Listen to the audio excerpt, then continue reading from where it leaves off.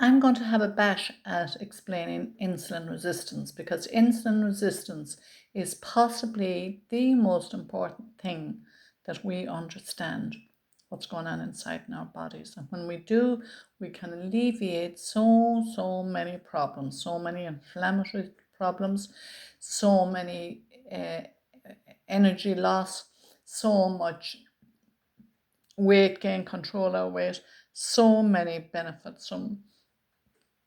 We can eliminate an awful lot of disease as well, of every part, whether it's the bowel or the heart or the bones or the hormones or the brain.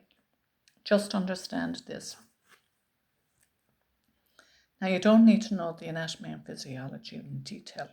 All we need to know is that we eat food, and it's the type of food that we eat that has a significant effect on our health, because processed food is so devoid of nutrients and so full of sugars of various kinds and flavorings and additives that we really, to get out of the sick care system, it's a sickness system, we are the only ones that can take control of our health. And to do that, we have to have a bit of an idea of what's going on in the inside of our body. And the great thing is now that, this is not me telling you anything. This is not new. This is scientists and doctors that know and treat people with nutrients. They know how the body works properly. Sick system puts chemicals in and just it's really just a clogging up and a dirtying of the inner cells of the body. So now we need to take control. So anyway, here goes. I'll do my best. This here is a diagram. Now there's a few things going on here, but don't worry about it. The two things that we're going to worry about at the moment here is the stomach. This here, like a balloon, that is the stomach. And right in behind the stomach is the pancreas. Everybody knows about it. Everybody heard about the pancreas. The purpose of the pancreas is, I'm going to go over here, it's my diagram. It is very basic, but anyway. The purpose of the this is the pancreas that I was showing you over here.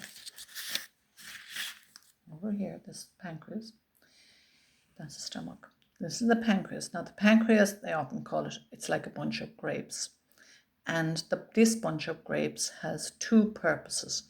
One is it makes pancreatic enzymes that are released into the stomach. It's a process of digestion. First of all, you have the gastric juices in the stomach that break down food, and then they go into this part here, into the duodenum, and that is where pancreatic enzymes pass in there for further breakdown. And there's a lot that goes on there, but we won't worry about it. So when the food has been digested,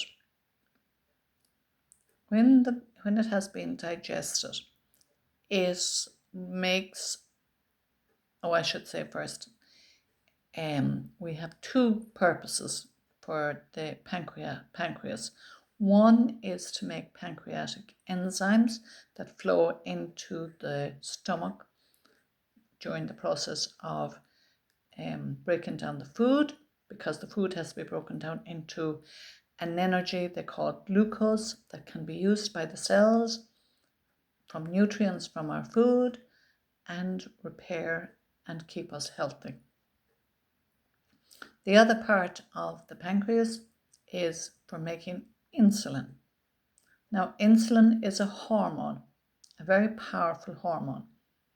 So what that does is it waits until the process of digestion has been carried out. Yeah.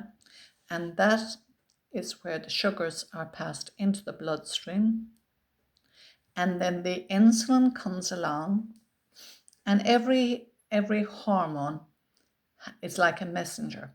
So the messenger of insulin, the purpose of it is to go into the blood and to take the sugar out of the blood, and to carry it around to the liver or the muscle or the fat cells.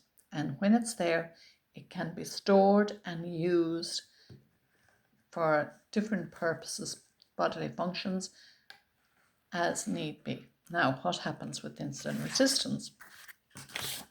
With insulin resistance, what happens is food goes into the body, it's broken down by the pancreatic enzyme. The insulin comes along to take the sugar out of the blood and transport it.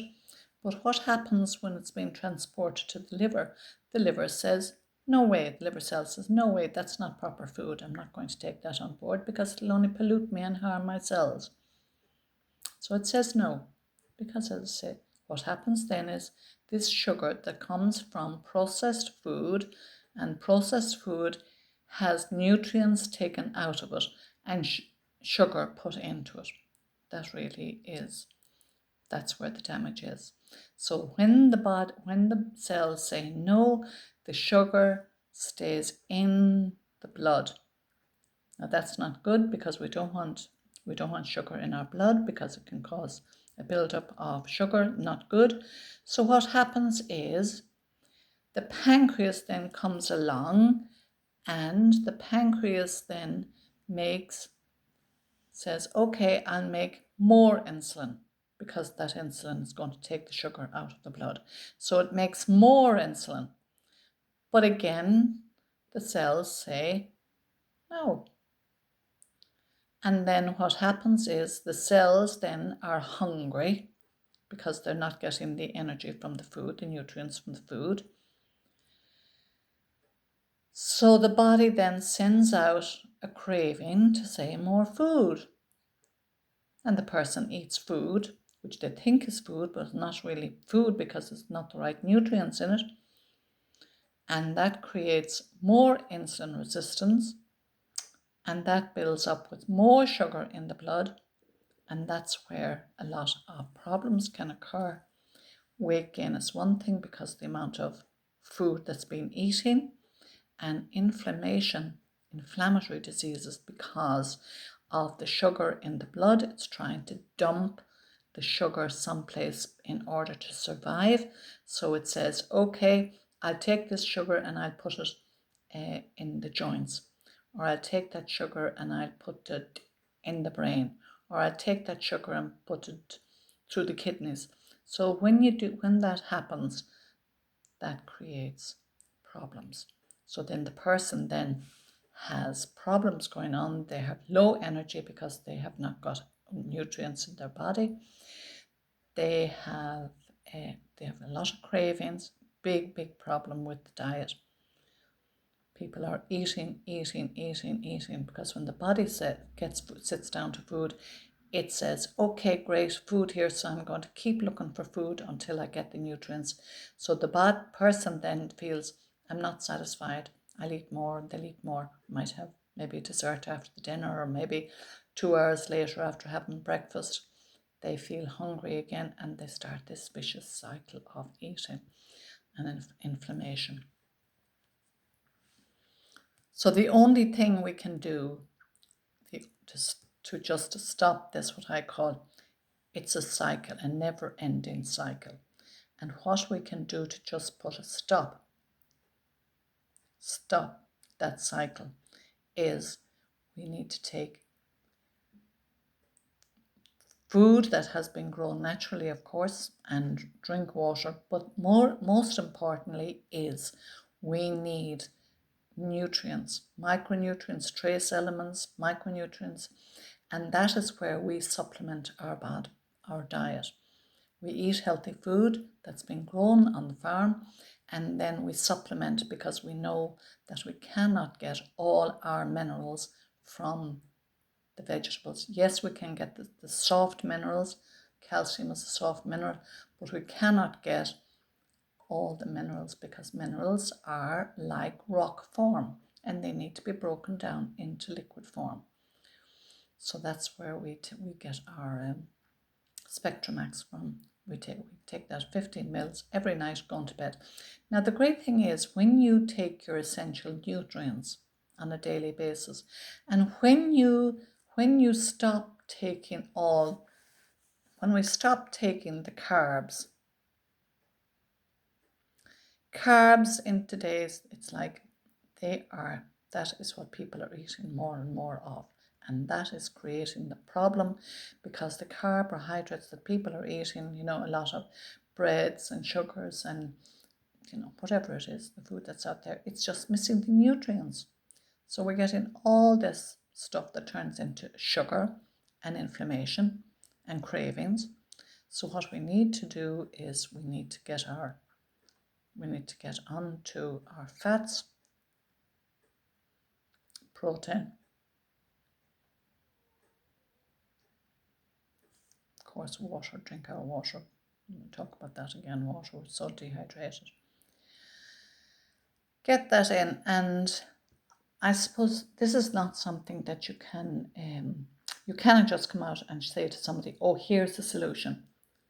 We can only explain this to people, and they won't understand it until they do it themselves. It's in the doing that we learn, that we go from information to knowledge. Knowledge is the doing. It's a bit like getting a car. You can park a car outside the door. If you don't get lessons on how to drive the car stays parked there. It's no good to you. So the same with our body. We have to understand the inner workings of our body. We have to understand the simplicity of our body. It works. Same as the car, petrol, diesel, electricity, and then that it runs on that, and then we put in the oil and the water. Job done. That's all the car needs. And it's the same thing with our body. The only thing our body and our cells are looking for is the minerals and vitamins, the essential minerals and vitamins, the fats, the water, and get rid of anything that's offending the body, because it'll just turn into pollution. So we don't want a polluted body, and that as well is important, because what we eat and how it affects all of this also affects our brain. It affects our emotions, our mental state, and how we get through life.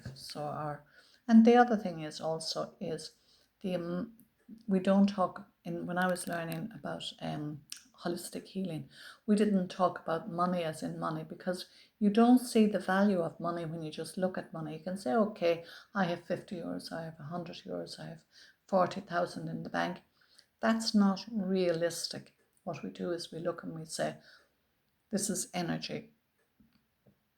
How am I going to use this energy?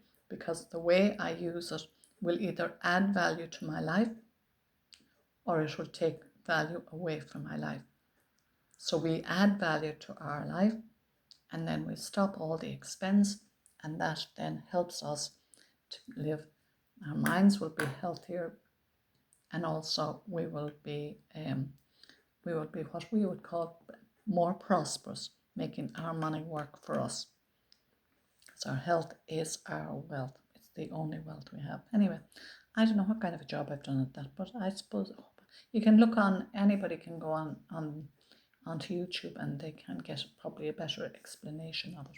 But anyway, that's my version. And it's not until we understand what's going on in our body. So I've stopped eating bread now, I think, for 2 months. And that's all I've done throughout my life. If I learn something, I just try it out. If it works, I keep it. And if it doesn't, I get rid of it. But I gave up a lot of carbs in the last 2 months or so. And I suppose fasting is another thing. We can do that another day. I don't eat as much because my body doesn't crave. Because when the level of sugar is down in your blood, you will not crave. You will be satisfied. It's when you have sugar in your blood, sugar spike. When the sugar goes down, the level of sugar goes down. And that can go down. It depends on the food we eat, but it also is affected by the drink that we drink. We can either drink fizzy drinks, or we can drink alcohol, or we can drink tea or coffee. They all have an effect on our blood sugar. And the thing about fluids is they go in very quickly into the blood. So we need to be very careful about that as well. Keep the sugar level down, way down, way down. That is the purpose, as I said earlier on, is the purpose of the purpose of insulin is, I don't know where it is there, but it is to keep the sugar level down and keep the sugar out of the blood. Anyway,